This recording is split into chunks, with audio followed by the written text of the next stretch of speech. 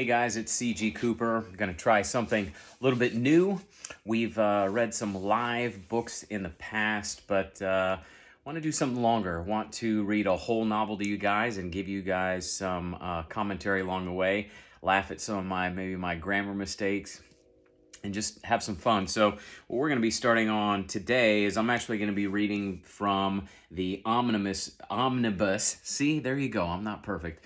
Omnibus edition. That's books 1 through 3 of Core Justice. The first book used to be called Back to War.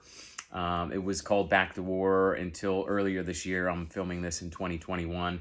And we decided to rename book 1 Core Justice because that is what the series is, and to be a little bit more inclusive as well. Back to War had kind of a different connotation, as you could probably tell, and it had nothing to do with anybody going overseas to war, so I think it maybe confused some people. So Core Justice, it's the flavor of what I've been writing for 10 years now, and yeah, it just kind of felt right. So I'm going to be reading from the first book, so we'll start with chapter 1. We'll see how many we get through in each of these little episodes, but I hope you enjoy it, and if you've got questions, please put them in the comments. So here we go, book 1 of Core Justice, now called Core Justice. All right. Dedications to my wife, Katie, for listening to all my crazy ideas. I love you. In memory of Lieutenant General Charles G. Cooper, USMC, retired. That was my grandfather. Part 1. 2nd Avenue, downtown Nashville, Tennessee. The gang members stayed hidden as they watched the young couple from the third-story window of the parking garage a block away. The couple was blissfully unaware of the 5 observers. Why should they worry? They were in the middle of the busy downtown nightlife. Police were present as usual, and the crowd flowed smoothly along the packed sidewalks. The tallest of the gang was a 30-something black man named Dante. He had a short mohawk cut and a pencil-thin goatee. He looked down at his latest recruit. You ready to do this thing? The young recruit looked no more than 15. His hazel green eyes starkly contrasted with his 3-inch afro. He wore an oversized t-shirt with New Orleans Saints logo plastered from front to back. His huge jeans were sagging and obviously way too big for his skinny frame. He looked like the prototype wannabe gangster. They called him Shorty. Yeah, I'm ready, Shorty said. He was visibly nervous but vibrating with excitement. His drug-induced adrenaline kick was in full effect and he was ready to go. This would be his final step prior to being inducted into the small yet growing gang whose roots began in the hoods of New Orleans but were transplanted during Hurricane Katrina to the confines of Nashville. One quick note, you probably won't see me doing voices just because I don't want to get 15 chapters in and do the wrong voice for the wrong character, so I apologize. I am not a character actor. I am merely an author. So here we go. The young couple they continued to track was chosen for one simple reason. They were white. Most other gangs chose a less public criminal act for their young recruits. NON, also known as New Orleans Nashville, had a special reason for choosing the outwardly normal pair. Although typically a subtle crew, their leader, Dante West, believed that the root of all the suffering he and his extended family had endured during the aftermath of Katrina was the fault of the white majority. Sure, there had been decent white folks who had helped with food and transportation, but his resentment was bred through the constant bombardment of the race-filled preaching of fellow gang members.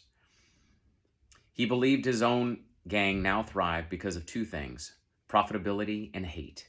Yes, Dante thought, that anger and emotion would help him grow NON to the size of some of the local Hispanic gangs. Also, Dante's cunning and expertise would further his expansion of NON.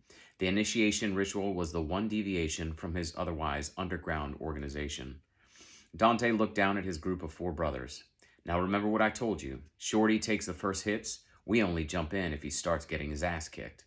The other members laughed out loud as Shorty spit out a nervous chuckle. I ain't gonna get my ass whooped, Dante. The white boy is gonna get his ass whooped. I know. You just do this thing and tonight we'll get you some tail and champagne. Yes, I may choose to use other words today. Shorty nodded and pulled out the slim tools he'd brought for the night's work. An 8-inch buck knife and a metal mallet he'd picked at a local hardware store. He took an awkward swing with the mallet and a quick stab with the knife. He was ready. Shorty, remember what we told you. You're not going to kill him. Just hurt him real good so they remember never to fuck with us. Shorty made a disgusted face like he hated being talked down to. Shit, Dante, I ain't stupid. Just let me do this thing so I can go get me some. With that, Dante nodded and waved his newest recruit towards the stairwell. They let Shorty get a decent lead and then hit street level but themselves. Although within sight, he was easy to spot in his black and gold clothing. They continued to follow as Shorty closed the distance between himself and the young couple. He could now make out their features. The young man wore a pair of faded but stylish jeans and one of those cowboy plaid-looking shirts that were popular. The man looked to be in his 20s, just shy of 6 feet, walked with a casual air. He had a medium build, nothing special.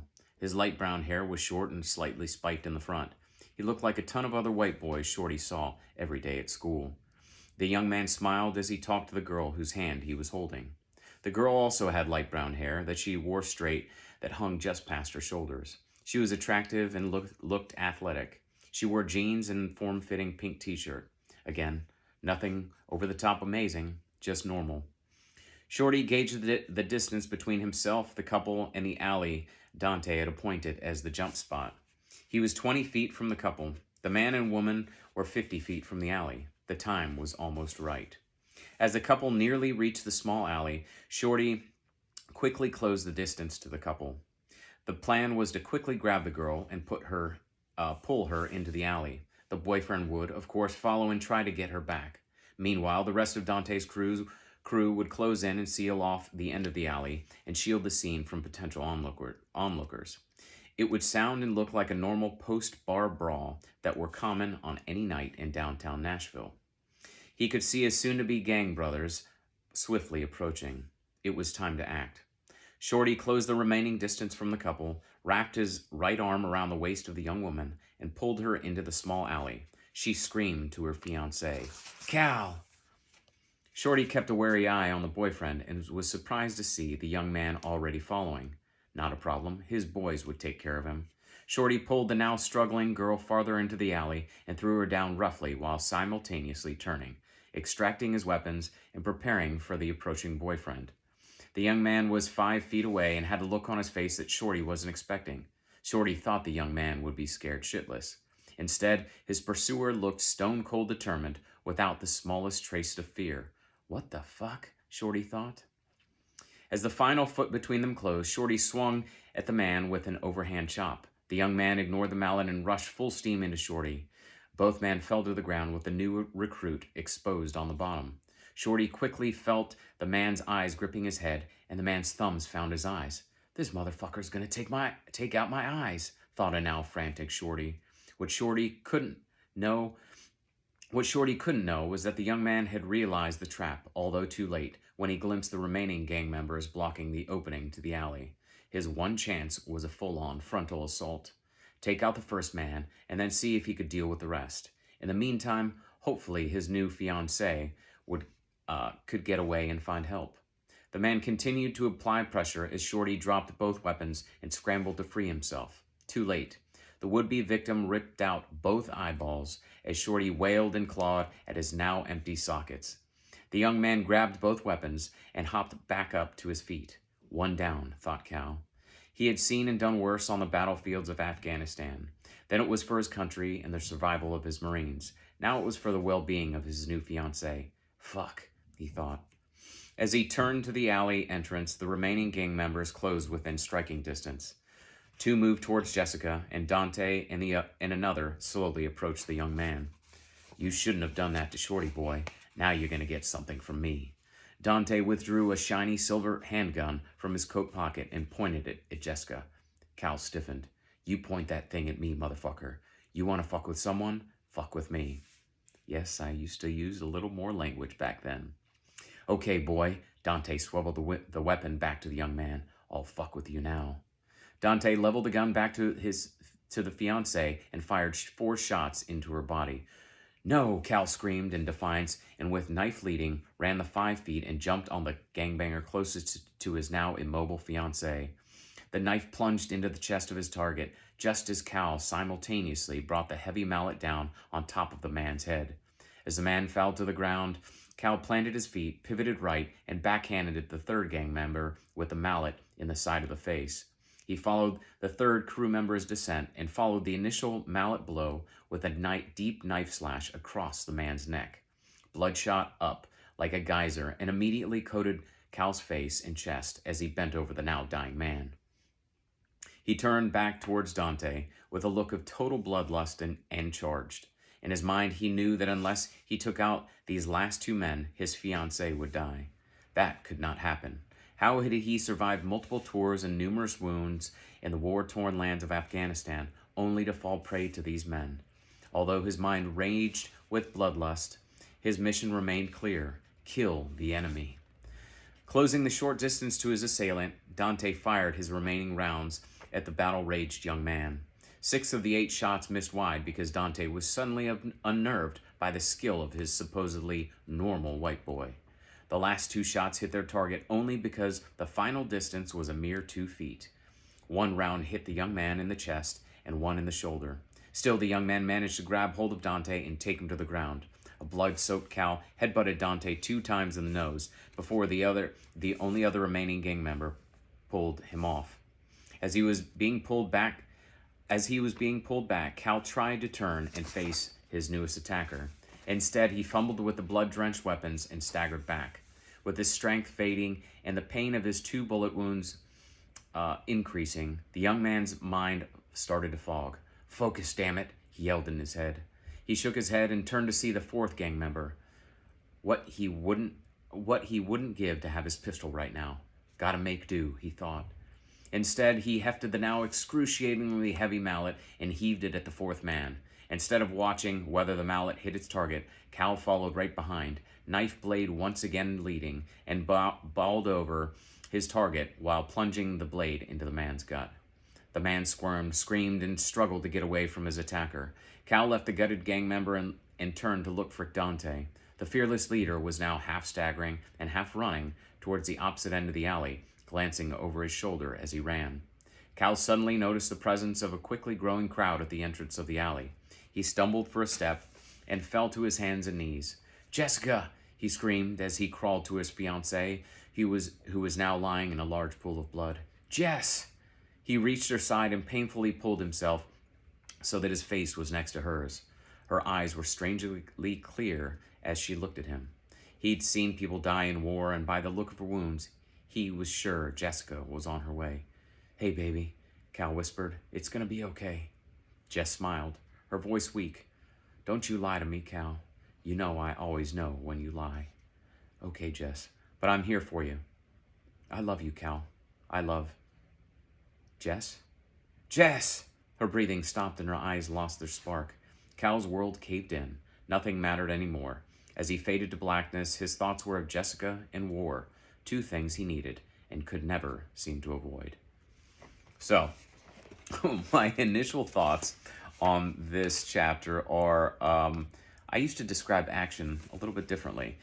This one paragraph in particular, I was like, you should never make a reader stumble on the words that they're reading on. I've learned that over much practice over the years, and I'm by no means an expert at this writing thing. But yeah, I would say I wrote this back in 2010, 2011. My writing has changed. I like to be a little more clear, a little more to the point. Yeah, I think I used the word simultaneously a few times. It felt like 100 times, but it was probably more like 3. A little more repetitive. I was a beginning writer at the time, but what does strike me is that the essence of what I was trying to get across is totally there. This idea of this character, Cal Stokes, came while we were in Disney World, and obviously I live outside Nashville, so I know the area that I talked about pretty well. It's cleaner than it used to be, and definitely safer. So hopefully this sort of thing doesn't happen in downtown Nashville much anymore. But yeah, it was just something that I imagined and just started explaining in words in the only way that I knew how. So there you go. There's chapter 1. So hopefully you like it.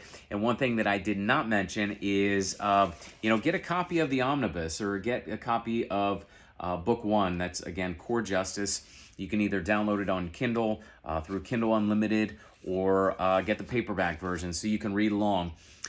It'll be interesting for you because then you can see which words I skip, which words I mispronounce, which words I stutter, and just, I don't know. I feel like sometimes when I'm listening and I'm reading along, I tend to grasp what's going on a little bit better. So hope you like it, and we'll move on to the next chapters.